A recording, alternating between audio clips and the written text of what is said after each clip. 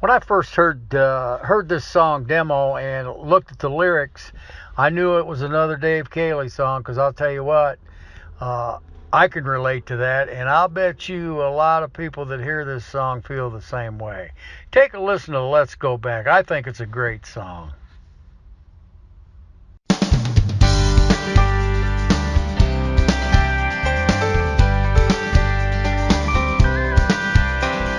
Let's go back to those fall in love days, taking our time, walking home in the rain, dancing by the fire, outlasting the flame. Let's go back to those fall in love days. Hi, I'm Eileen Bild. I'm with OTEL Talk, and today I have Dave Caley with me. He is a country music artist, singer, and performer who has been around the music industry a very long time. Hi, Dave. Hi, how you doing? I am doing great, and I hope you are too. Well, I am now. I'm talking to you. I think this is great. Oh, thank you. I appreciate that.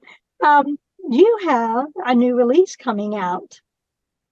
Yeah, it's sometime this month. I'm going to say about the third week of June, maybe. That's what they're talking about from Big Records. And it's one called Let's Go Back. And let me tell you something. If you listen, when they pitch this song to me, I always listen to a song probably 20, 30 times before I decide whether I really like it or not. When I heard this song the first time, I liked it.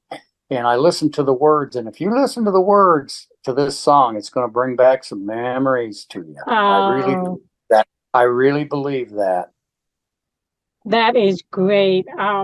Memories are something that I think, stays in our heart because it has emotions attached to it. And so, Right. yeah, you're right. This song will bring it out. I'm telling you, you'll just listen to the lyrics in the song. I think it's a great song.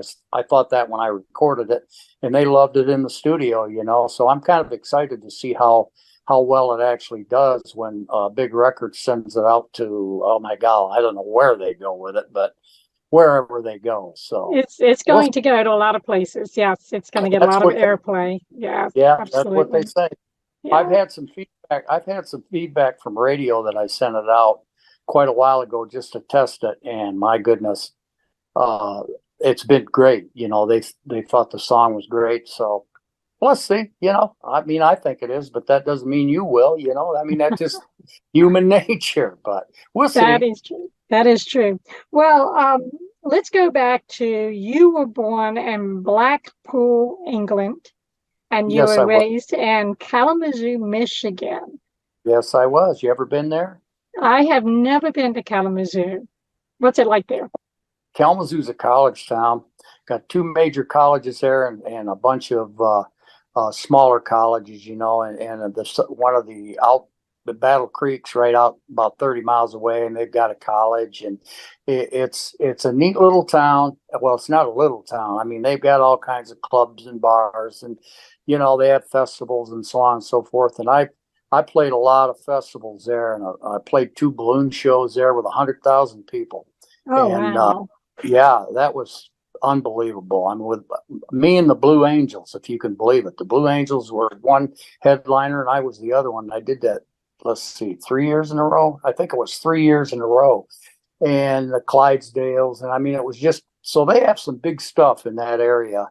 And it's still going on as far as I know, with shows. And I played the State Theater in Kalamazoo 12 times, and that is just one of those old theaters, ornate theaters inside. It's absolutely beautiful. I used to go there when I was a kid and raise all kinds of cane in there, but and here I am in there doing shows, But Kalamazoo's a nice city. It really is, and I got some good friends there. My wife and I, we both got good friends there.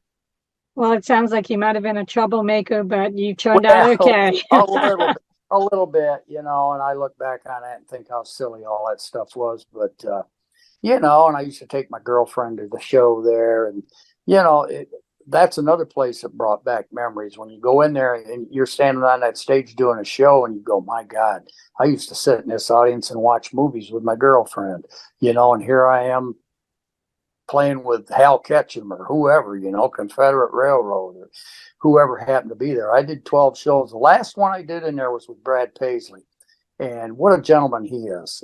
And so I've got a lot of good memories in Kalamazoo. It's a great city.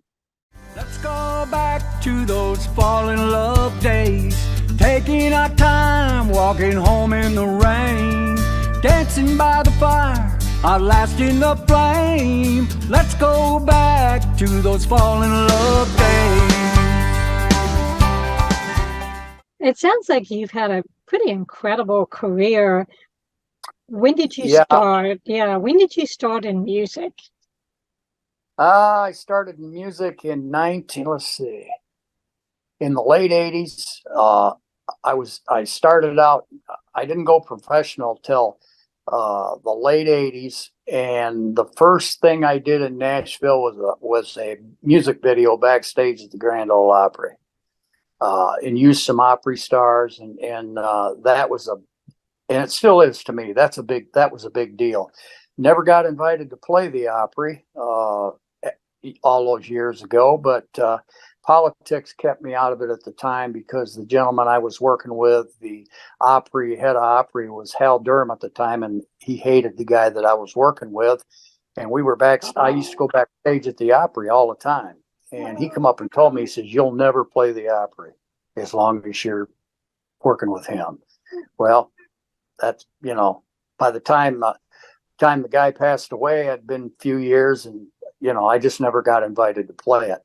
I would love to play there. I mean, most artists, country or whatever, I mean, they've got quite a different group there now, and they play all kinds of different music, which is fine. But I probably never will. But I just kept on going anyway, Right. putting out music, and I love this business. I can tell you love it, and I want to say that's not fair that the politics got in the way of you being able to do that. Yeah, politics keeps you out. I work as a part-time actor also, and there's a lot of politics involved in that. So that's just part of life, I guess. I don't have the umph, I guess you might say, to play places like the Opry. Although I did the video there, and I played in everybody, Troubadour Theater, and all them places in Nashville at one time, and so I played all those places except for the Opry. That's the only one. Well, I guess I want to share with you that if that's on your bucket list and your to-do list, I tell people never say never, and maybe the combination of myself and or team members for Big Records, we can make it happen. So we'll keep our fingers crossed and see if we can, make that dream come true. I mean, I used to go backstage there and hang out, and you can't do that now. And I'll tell you why you can't do it. And okay. I'll tell you a story Keith Bradford told me. And I'll tell you what, that man has got more stories. Of course, he played the Opry 100 times. And I said, yeah, and this is probably 3 or 4 years ago, they made it hard to get back there. You have to go through a panel and all kinds of stuff. So I just don't mess with it. But he said the reason that is, Porter Wagner was playing there one night, and somebody stole his cowboy boots out of his locker. So that put the kibosh on people going backstage at the Opry. That's an interesting story to me. Porter was in that video with me, and and Keith, that made me laugh when he told me that, but it wasn't even funny. He says the guy probably wore him right out of the place, and nobody paid him. I know. Well, that's a shame when one person ruins it for everybody else. Yeah, and they did, so that's the way it goes. That's the music business. You got to love it. Yes. Well, between music and acting, I'm sure you've had a very interesting, eclectic, and it sounds like fun, career in both of those. Yeah, acting is a lot of time consuming. There's a lot of time consuming. I've played a detective many times. I played it on Chicago PD, and I played it for Jupiter Entertainment in Knoxville on different shows. And the last show I did for them was I can't think of his name now, the John, oh my goodness, his son got his head cut off and abducted back, I don't know, 30, 40 years ago. And he does he's got a show on he's been on television forever. Anyway, I played a detective on that show, and you know, they always cast me as a detective for some reason. Not always. I played a shopkeeper before, but I was in Chicago, and I worked with the Chicago cops quite a bit on Chicago PD. And the first time I ever did it, these two cops were and the women there, they're huge, those cops. I mean, I wouldn't want to mess with a woman cop in Chicago, but they're very personable, very nice. And I was talking to them, and they said, you know, you look just like a Chicago detective. We got him, looks just like you in the office. So whoever cast me as the right thing, you know. But I love acting. It's fun, but it's a lot of work. It's a lot of work. Yeah. But so's the music business. Well, it is. I'm a better singer than I am an actor, I'm sure. Oh, well, there you go. Maybe try to find some more acting gigs to improve on that. Yeah, I do. Yeah. That's good. You know, you get turned down a lot sending in auditions and stuff, but that's part of the business, you know. It's just the way it goes, because you're dealing with somebody that's picking out people, and they look at Dave Caley and they say, "No, this guy's nose is too crooked," or "This guy hasn't got enough hair," or that's the way it is. I'm serious. And if they don't like what you look like, you can forget it. That's just the way it is. But I still like trying to do them. And I've been in 5 movies, and you know, I was in Office Christmas Party, and I worked with Widows. I was in that, and I mean, there are just several cool movies. I was murdered shot to death in a theater. Oh no! In North Carolina in one movie, and the guy that was producing that was going to take it to France to that Cannes thing, and he worked on that big detective show that's on NBC. I think it's on NBC with Haggerty. What's her first name? Margot Haggerty, and those people. And he was a producer for a while. Plus, he worked on there. But he was a hard guy to work with, man. He wanted everything just, you know. Just right.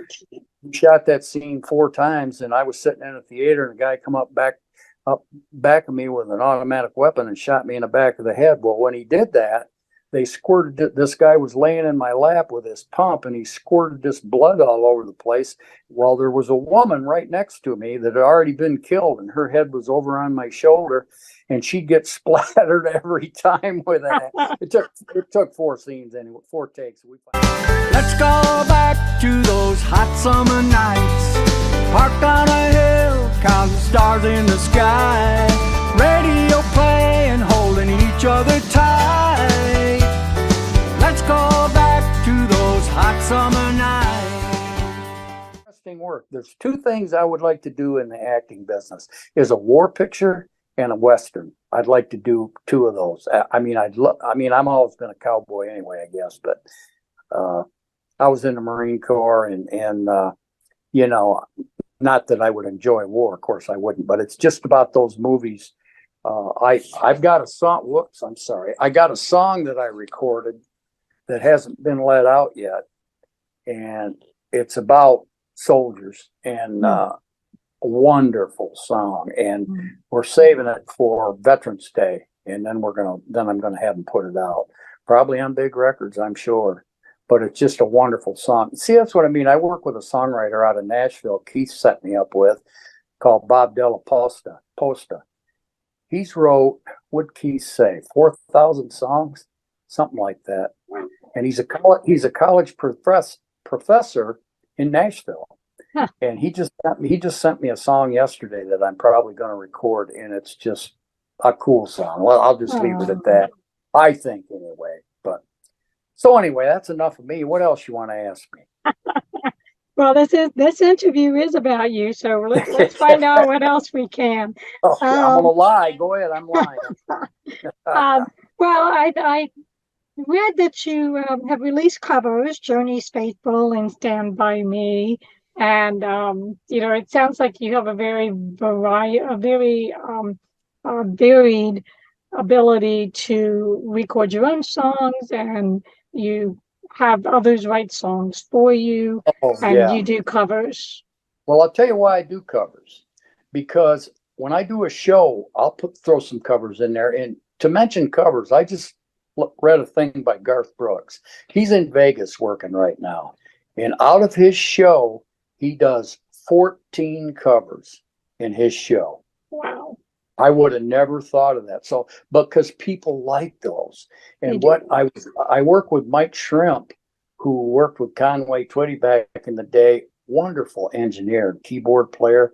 And what we do is, it's just like Stand By Me. I hesitated for a long time doing that song, because when you do a cover, you better do it good, buddy, because if you don't, you're going to sound bad. And Benny King recorded that. Well, I'm never going to sing it like him or as good as him, but I'll sing it as good as I do it. And so we'd make them just a little bit different and not take the integrity of the song away. But and they turned out, every one I did has turned out just wonderful. Thanks to Mike Shrimp and his wonderful wife, who is a great singer in her own right. And that's what I like to do. But you still have to have some of your own. I do a couple bluegrass numbers and blues, and I do several styles of music. But everybody thinks I'm a country singer, which I am. I like that kind of music. And I started out in the old, what do I want to say? The hillbilly stuff, the old, just the old timey stuff. Right. And I still like it today. And there's people out there, if I do a show and I'm doing a cover and I see people singing right along, and these are kids, little kids, which really amazes me, because you know how the younger ones are today and although my grandsons like country music, which surprises the heck out of me, to be honest with you. I don't think they like me, but they like country music. I'm sure they love you.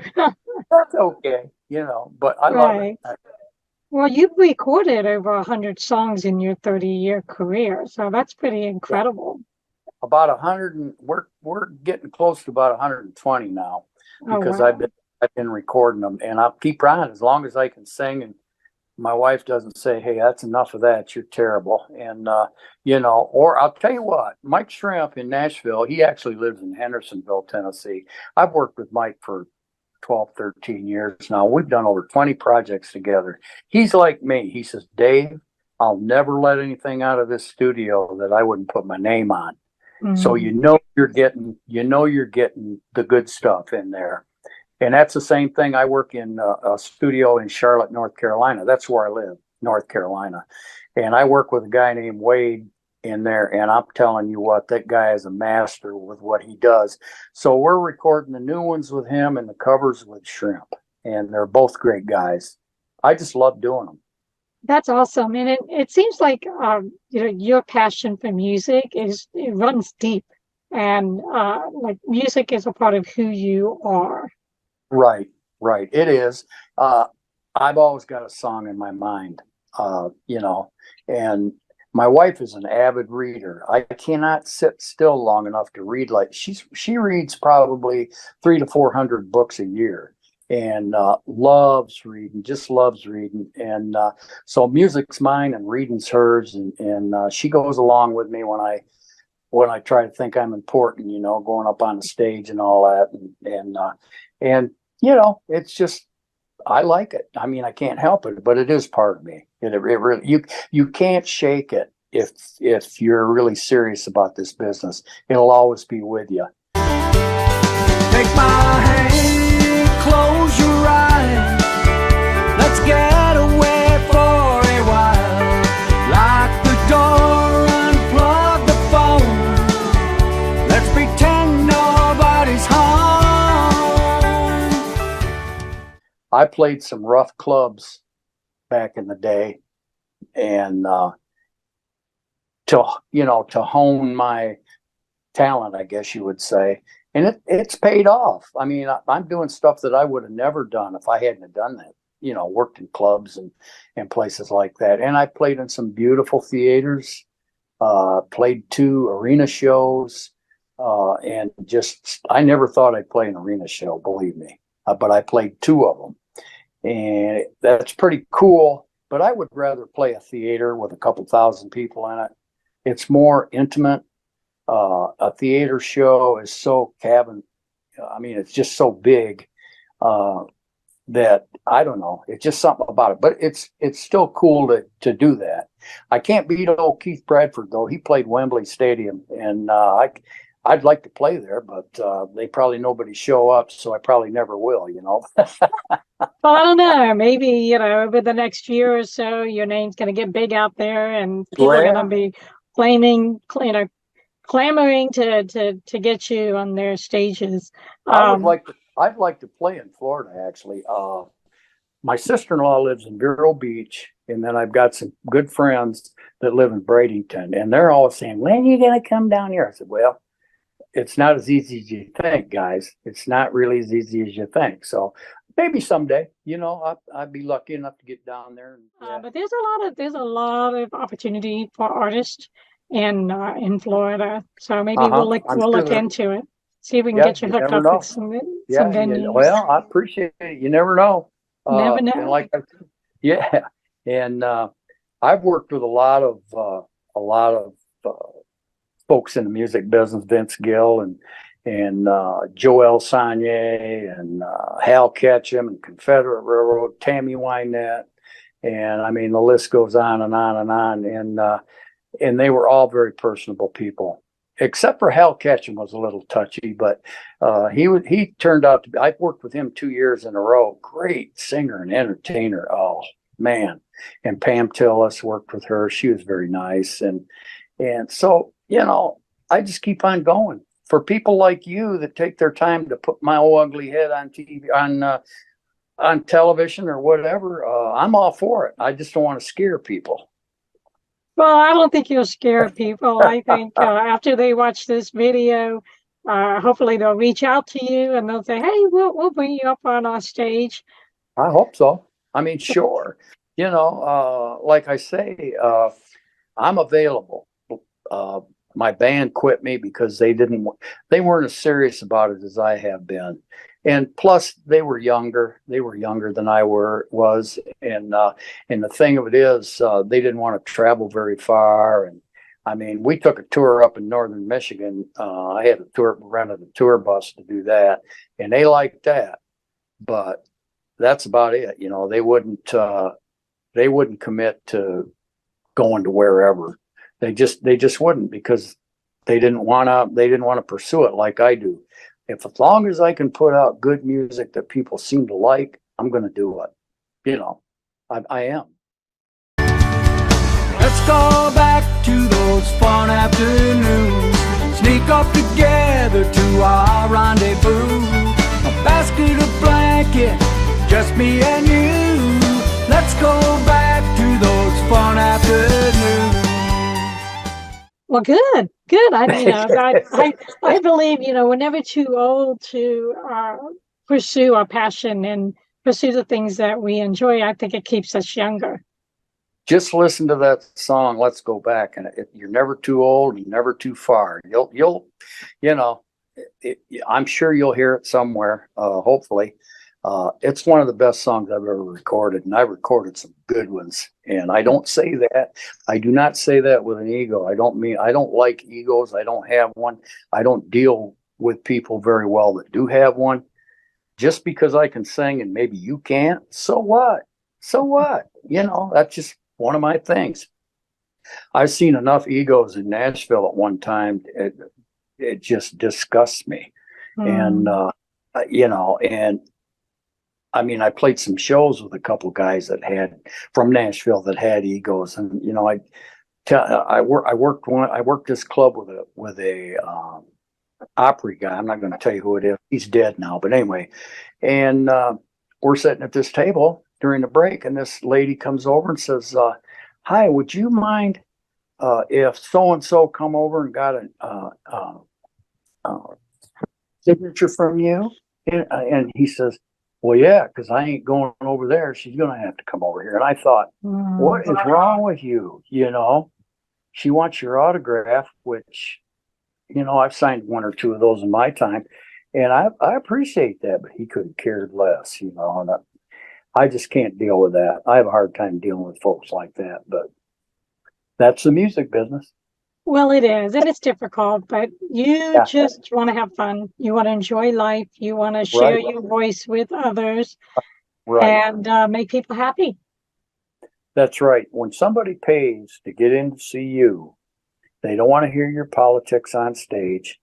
They just want to hear the music they came to hear and have a good time. If they're paying to see you, that's what they deserve. And that's the way I am. I you know, I want everybody to have a good time. And I tell them at the beginning before I even do anything. You want to stomp your feet, you want to get up and dance, you want to sing along, go right ahead. It makes it more fun. And it does, you know. I've had people come up out of the audience and say, hey, would you do this song? And I do it. If I know it, I'll do it. But I saw Ricky Skaggs a long time ago turn somebody down for that. Now, I don't know whether he didn't know the song or what it was, but I try not to do anything like that. They're paying to get in there to see you and taking their time. You owe them that. Right. Well, you want to make that connection so that when they get home, they can say they had a really good time. Of course. You know, that's what it's all about. Some of these younger acts are doing just that. They're successful because all these kids have a good time. My granddaughter went to see Taylor Swift here, I don't know, a month or so ago in Atlanta. And of course, I kidded her about it. I said, why would you want to go see her? And I thought, oh, Grandpa, you can't. Oh, she's just wonderful. Well, they went there and they were in the nosebleed section, but they had a wonderful time. And that's what it's about, you know. That's what it's about. You put on a show. Of course, her ticket price is a gag of maggot, I think, and they're pretty darn expensive. When I see these entertainers charging $300, $400, $500 for a ticket, I just shake my head. I mean, come on, you know. But they do it, and they get it. They get it. I guess as long as they're going to do it, you know. Yeah. Well, the industry has changed from 30 years ago to now. Yeah. And and you know that causes me to think about your journey through the different times of when you started and to now, because 30 years is a long time and things change. Oh, sure they do. So yeah. I've seen it. I mean, when I first came to Nashville, they set me up with one of the top bands in Nashville. And it was the Ralph Emery Band off his TV show, Top Musicians. Nashville Now was the name of the show. And of course, I hardly could remember my name when I first came there. But here I am in a studio working with these cats, and they were just so helpful and so, you know, just friendly and nice guys. But you don't do that kind of music anymore. You've got to do different stuff. And that's why my music catalog is so varied, because, and that's, you know, these last few songs I've done are all newer style songs.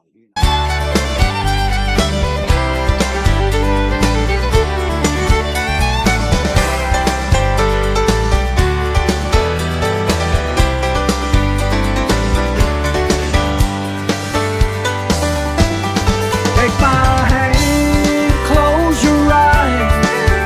Let's get away for a while. Lock the door, unplug the phone. Let's pretend nobody's home. But I'm telling you, the shows, I have done many shows. You know, I do I've done a lot of FOP shows, which are fun shows. They're sold out, every one of them. And I call them my Grand Ole Opry shows. And what amazes me most about anything is these little kids singing along with these old timey songs. I mean, I've told many people about that. They're right in the front row, you know, with their little signs and all that stuff, and they're singing right along. If you forget the words, you're in trouble, you know. But also people like my granddaughter or older teenagers and stuff like that, they don't care for those kind of songs. But the older people, I'm talking about 50, 60, 40s, late 40s maybe. They love those old time songs, and there's still people doing those, but you can't hear them on the radio. I mean, I can't get my music on the radio. It's difficult. The record labels are controlling the radio, and that's just the way it goes, you know. And if you get on a major radio station, you're doing pretty good. Now, I don't know what Big Records has got in mind for me, but more power to them. You know, if they can put me on the radio, put me on there.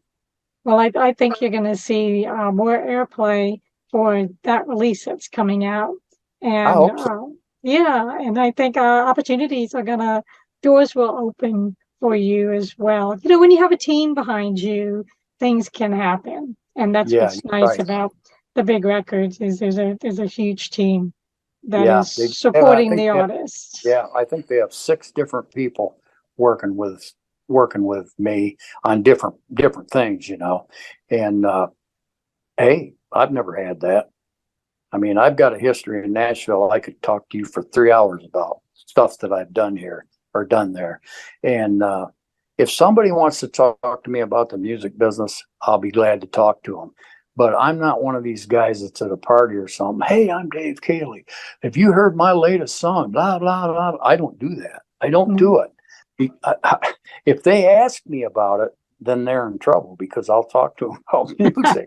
But to just go in there and start, you know, diddy bopping around like you're a big wheel, I don't do that. I don't. But people do. I know. I've been to some top parties, worked with some top actors and top singers and entertainers. So what? You know, I'm still Dave Caley, and that's the way I'm always going to be. And but not everybody's like me, of course. Right. And Well, some of them are more successful because they got a lot of money behind them. They're not very good singers, but they got a lot of money behind them. And I don't have that. I'll take it. I'd like to have a few endorsements. Who wouldn't? You know, because that helps you out. I'll endorse some people. You know, it depends. I just wouldn't endorse some porno site or something like that, but I would endorse, Dove soap or who knows what, new bikes or new Fords or Chevys or whatever. well, maybe that will happen in the near Well, future. you Never never know. know. Never No, know. So you said you have a lot of stories from Nashville and you could talk for 3 hours. We don't have 3 hours. However, what would you like to share in today's interview that maybe was like the highlight of your music career in the 3 hour story that you can narrow down to like in something Nashville? That's yes. Well, going backstage at the Opry and doing that video on a Friday night was the big deal for me. I never thought that I would be doing anything like that. And then I played several theaters there on different shows that I never thought that I would be playing. And the gentleman I was working with at the time, when I first went to Nashville, he took us all over the place. We went over at the Opry. It was like he owned it. I mean, and the entertainers in there say, "Hey, Chuck, you got a key to this place, don't you?" And he'd just laugh.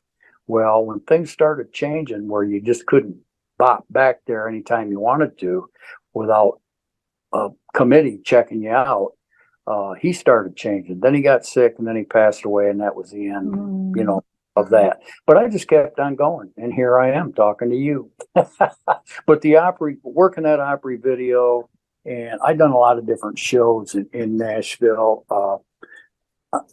You probably have never heard of the Shotgun Red Show, have you? I have not.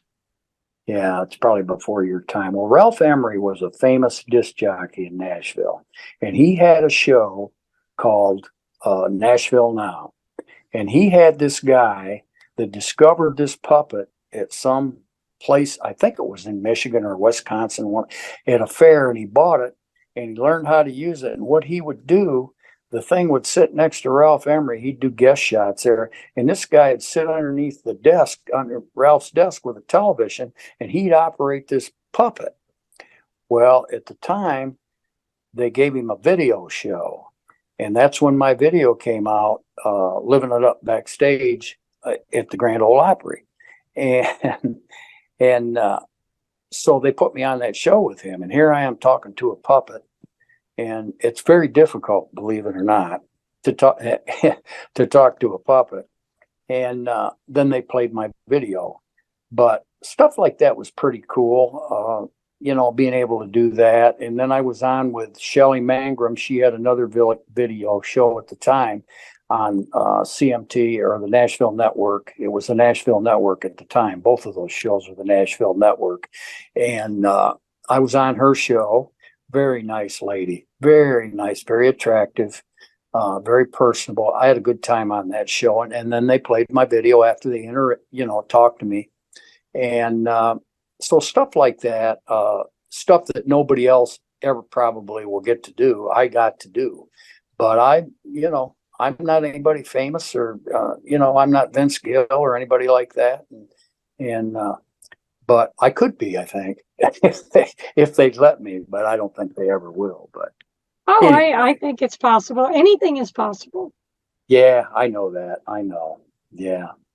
So because you've been in the music industry for so long, is there any word of wisdom that you would like to pass on for a positive impact on someone who wants to get their foot in the door? Yes. Find somebody honest. And that's very difficult in Nashville or any other music industry or acting. Find somebody honest. Don't be so free with your money.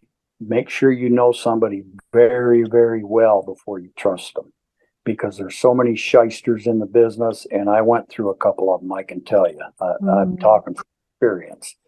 And that's the best advice I can. And don't give up. Don't give up. If you think you can do it, find a studio and go in and record your voice and get it out there, And make it happen. Yeah, you'll make it happen. If you're dedicated, and I'm dedicated, you're going to make it happen. Well, it sounds like you're not going to stop. I'm not. No, as long as I run into people like you, and to want to listen to my gab and listen to my music, I'm going to do it. And I'd probably do it anyway. I'd go in a recording studio and get back with Keith Bradford, and he'd put my music out. And there's a guy you can. Well, Keith's trying. He doesn't really want to do too much in the business. He's retired, and he worked with Kitty Wells and, traveled all over the world and that sort of thing. So that's the best advice I can tell you. Get somebody that you know really well and honest, because if you don't, they'll take your money. I'm telling you, I know from experience. Well, and that's very good advice. And I think, it's to be discerning and trust that your intuition is correct. So if you hear a big no in your head, follow that no. That's right. That's right. Exactly right. So what are your plans for the near future? Well, just keep recording. Look for opportunities to play and sing. And like I say, I'm just getting back to COVID. I've been recording mostly. In fact, I'm going to go back in the studio at the end of the month again for another song. So I'm just waiting for the next opportunity to come along, and who knows what might come off of your show, and interviews and so on and so forth. And I've got to get to Nashville because I've got to work on some stuff that I've got started there in the recording studio that I haven't been able to get back to because I'm too darn busy here. So that's kind of what I'd like to do. I'd like to start working again a little bit, and I've got enough songs to put on my own show if I have to, and rather than just guest, do 2 or 3 songs on a show, which I don't mind doing. That's easy to do that. So yeah, anybody that'd like to talk to me about it, email me. So with that said, how can they find you? They can go to davecaley.country. Big records.